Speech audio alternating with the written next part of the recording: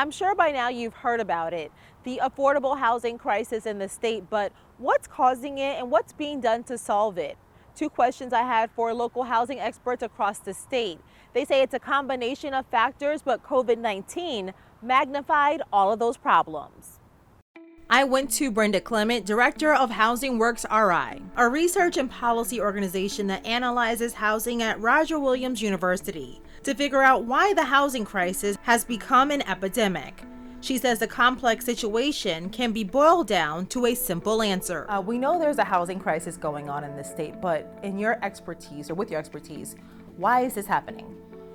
We do not have enough housing units. We have simply been underproducing housing units for a long period of time in Rhode Island, really since the late 1970s and 1980s. Yes, we've done some building in Rhode Island, but just not enough to keep up with demand and pace. So it's a basic kind of economics issue. You know, you've got limited supply, high demand, prices go up, often out of the reach of the average worker. She says the lack of housing can have an impact on the whole family.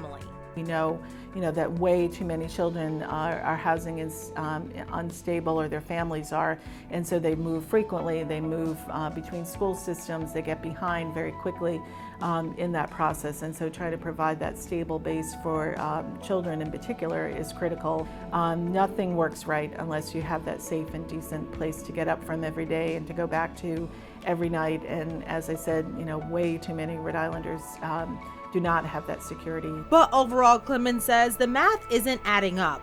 She says the average state renter income of $34,255 cannot afford rent in any Rhode Island city or town. The situation is definitely much more dire at the lower income level, but yes, we are seeing it creep up back into middle income and middle income workers as well too. As I said, $34,000 for median renter income. You can't afford it anywhere, even if you're earning the median household income of $63,000. Leaving renters in a market that not only doesn't have enough units, but also doesn't have rent they can afford. It's not uncommon in this tight market for us to see rental prices of 2 or 3 bedroom units of $1,500 or more.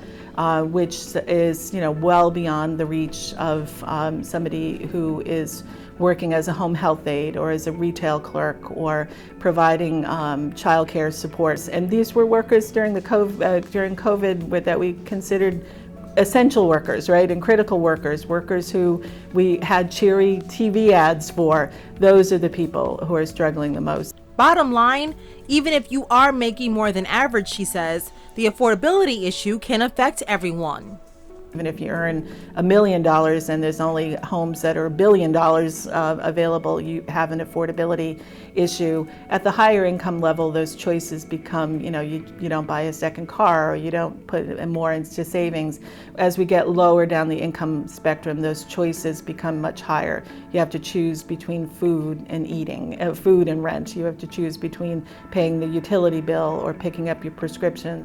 And it tends to be even harder if you are of a certain ethnicity or age group. Clement says minority communities and seniors are bearing the brunt of this. A lot of seniors, particularly as they get older, they're on very limited fixed income. But unfortunately, we are seeing higher concentrations of issues in certain communities like Central Falls and Providence, and also among minority populations. Renters and minority renters and minority homeowners tend to have a higher percentage of cost burden. And just like when it came to the housing shortage in our state, she says renters coming in from different states are making units even harder to find. People compete.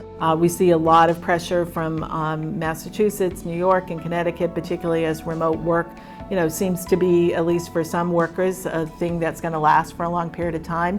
Lots of people with higher income came into the state, and so lower income and lower wage Rhode Islanders can't compete. So do you think the solution to this problem would be to just build more housing, or is it getting better jobs to people so they can afford that housing? So it's both. It's not an either or. It is a both. That people need jobs that pay them to cover all of their life expenditures. Of the top 10 fastest growing jobs in Rhode Island are jobs that do not pay a housing wage or a wage that would allow people to afford the average rent or the average mortgage payment. And Clement says that while COVID hurt everyone, she feels it also put a spotlight on the housing issue, especially when it comes to government funding. In my mind, 2020 was, 2020 vision. It kind of laser focused on this issue, and we've seen a lot of interest in issue at both the General Assembly and on the federal level about providing resources for housing.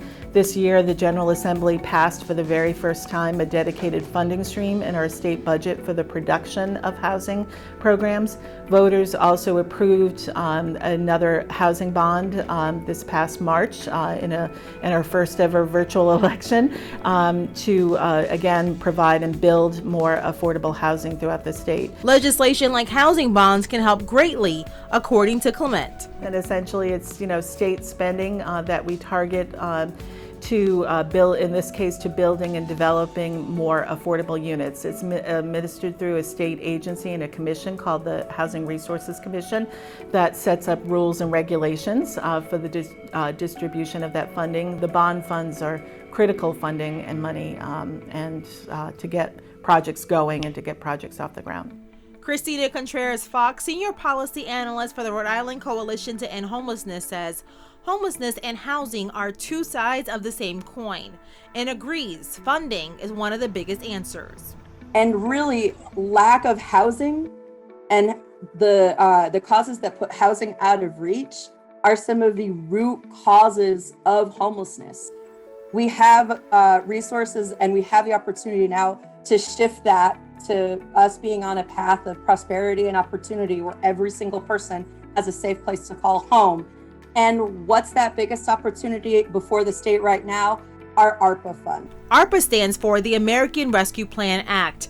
Billions of dollars provided to states by the Biden administration. Rhode Island was given $1.1 billion overall.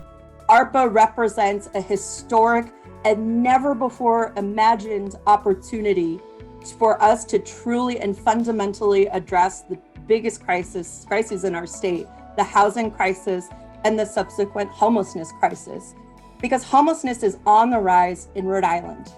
And it has been for the past 5 years, but then when COVID hit, it made everything worse would be understatement of the year.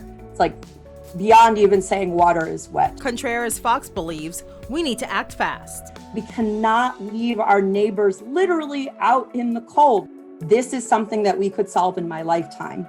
But unless we make the investments in our housing stock, and unless we do something that eliminates this gap between income and wages and the cost of housing, we won't see that change. Rhode Island received over $1 billion in ARPA funding. Governor Dan McKee said he plans to use 10% of that money to address issues that include childcare and affordable housing. I'm Courtney Carter. Thank you for watching this 12 on 12 digital original.